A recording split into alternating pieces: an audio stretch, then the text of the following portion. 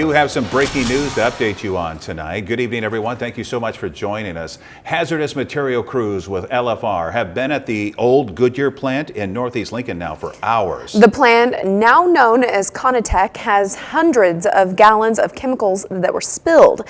Lincoln Fire and Rescue asking people to avoid a 1-mile perimeter of the building. Channel 8's Macy Meyer is live on the scene with what we know so far. Macy?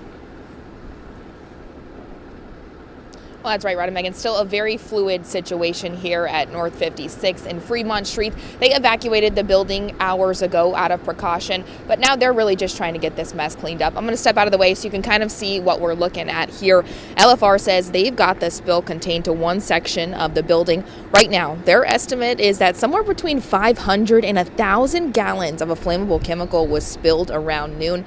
We did have one worker tell us off camera if the spill had been ignited, well, we could have seen a pretty big fire. Now, as we mentioned, they cleared the building and asked the public to avoid a pretty wide area around that building. LFR says while there is no threat to the public, there may be an odor in the surrounding area. Certainly at this particular point, although we may get some smells here and there, and members of the public may smell some weird chemical smells in the area, the readings that we're getting right now aren't indicating any unsafe areas anywhere around outside of our little isolation zone and the plant fences that we currently have.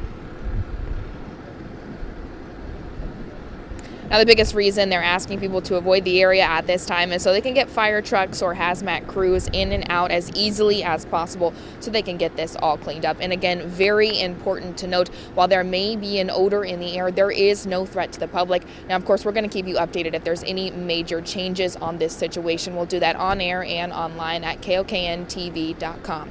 Reporting live in Lincoln, Macy Meyer, Channel 8 News.